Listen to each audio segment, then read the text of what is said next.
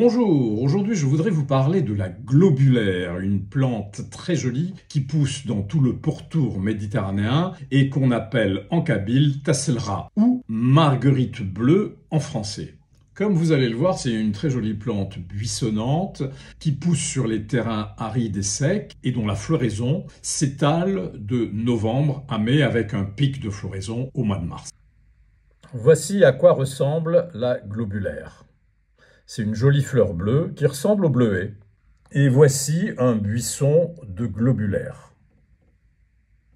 Cette plante est inscrite sur le tableau A de la pharmacopée française, ce qui veut dire qu'elle a des effets médicinaux reconnus et que ces effets médicinaux sont supérieurs aux effets secondaires. En effet, c'est sur la liste B que l'on trouve les plantes dont les effets secondaires sont supérieurs aux effets bénéfiques. Quels sont les effets bénéfique de la globulaire appelée tasselra en kabylie? Eh bien, elle est purgative, c'est-à-dire qu'elle permet, en cas de constipation, d'améliorer le transit. Elle est aussi stomachique et cholagogue. Alors, qu'est-ce que veulent dire ces termes un peu scientifiques? Eh bien, cela veut dire qu'elle calme les brûlures d'estomac, elle favorise la digestion et elle stimule la sécrétion de bile.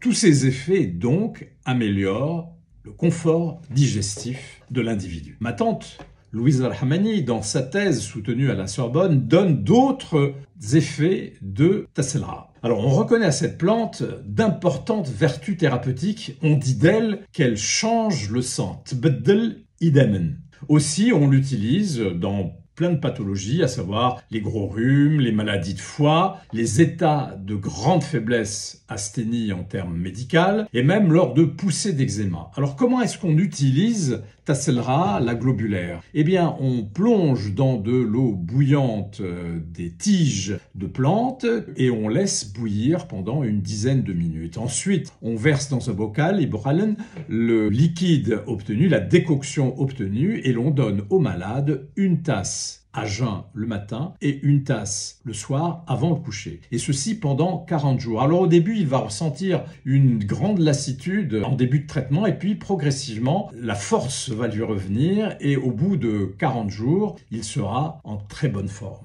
avec une sensation de bien-être et un retour de vitalité. Voilà donc ce que disaient nos ancêtres sur les vertus de la globulaire.